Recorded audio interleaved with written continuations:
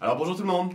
Bonjour tout le monde, comment ça va? Je m'appelle Lina, je suis enseignante ici à l'école de Hillsong. Donc bienvenue à tous et voici mon partenaire ici. Moi je m'appelle Ben, je suis étudiant au collège de Hillsong. Alors nous sommes ici pour répondre à différentes questions qui sont fréquemment posées au collège. Alors premièrement Lina, quels sont les cours qui sont offerts au collège de Hillsong?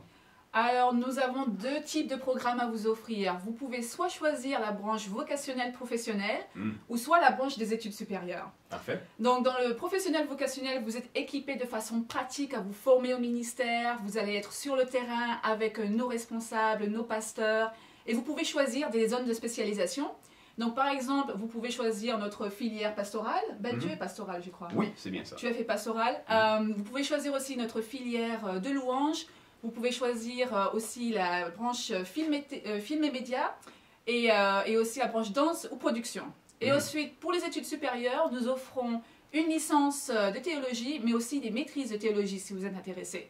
Donc, il y a pour tous les goûts. Vous allez vraiment être équipé dans la licence à penser en profondeur, à vraiment voir la théologie et aussi les sujets bibliques sous un tout autre angle. Donc c'est vraiment une autre façon d'être équipé, mais ça va être fantastique, vraiment fantastique. Super. Et donc, moi j'ai une question pour toi aussi. La prochaine question c'est, est-ce que nous offrons des bourses scolaires?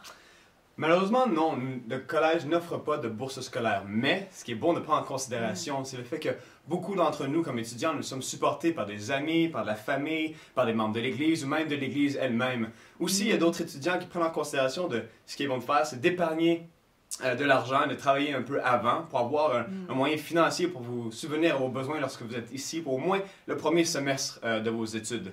Mais aussi, prenons en considération que Dieu est fidèle d'agir durant ces études. Amen. Alors n'oublions pas que nous avons beaucoup de témoignages de miracles que Dieu a pourvus aux besoins pour être capable de donner l'opportunité à chacun d'entre nous d'être présent. Alors, prenons ça en considération. Amen. Oui. Tu veux me poser une question, Ben? Oui, est-ce que c'est beau? En fait, ok. Donc il y a d'autres... On aime le live, les gars, on aime le live. Ouais, c'est good. L'autre question que vous vous posez souvent, c'est où est-ce que vous allez vivre?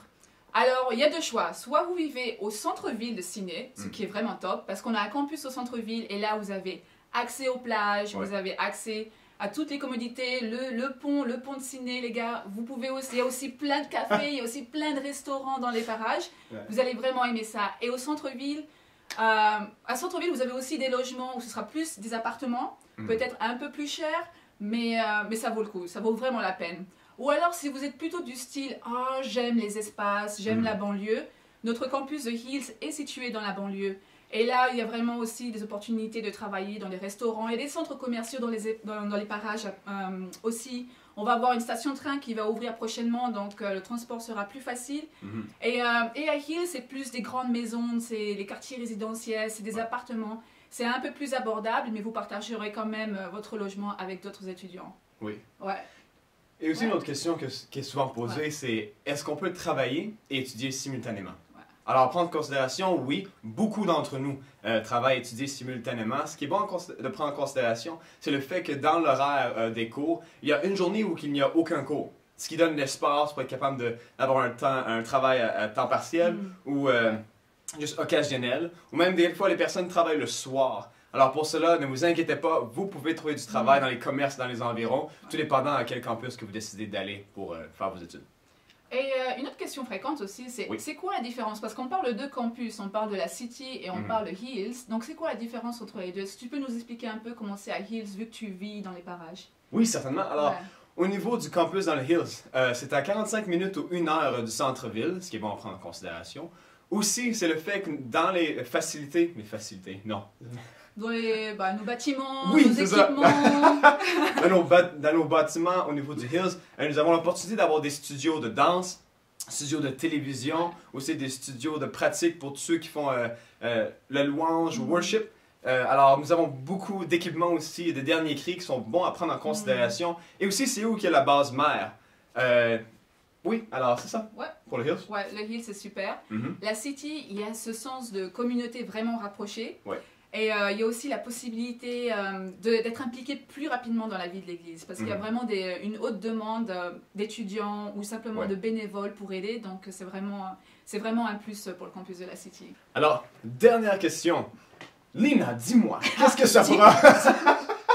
Ok, alors Luna, dis-moi, qu'est-ce que ça prend pour qu'on puisse être capable de s'inscrire? Avant même de s'inscrire, qu'est-ce qui est bon à prendre en considération? Bah écoute, c'est très facile. Avant même de s'inscrire, tout ce qu'il te faut, c'est un passeport.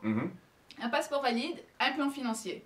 C'est quoi tes intentions, comment tu as l'intention de payer pour tes frais de scolarité, pour payer pour ton logement, simplement les intentions. Et en gros, c'est tout ce qu'il faut. D'accord. Et ensuite, tu peux lancer le processus d'application avec ça. Et c'est facile, tu peux le faire en ligne. Et après, durant le processus, il nous faut... Oui, durant le processus, ce qu'il nous faut, c'est une référence pastorale. Que ce soit d'un leader de l'Église ou un pasteur de l'Église qui vous a connu pour au moins environ 2 ans. Et par la suite, c'est d'avoir aussi, comme on a mentionné, le plan financier et aussi la preuve que vous êtes capable de parler anglais. Ah ouais. Parce que les études sont en anglais ici, hein? C'est bon à prendre en considération. Alors, une bonne preuve qui permet au collège de dire que oui, vous avez la possibilité de venir ici et d'étudier en anglais. Alors voilà, c'était toutes nos questions. Alors, nous espérons que ça peut répondre aux questions qui sont fréquemment posées. Et au plaisir de vous voir prochainement. Très prochainement. Au revoir. À plus.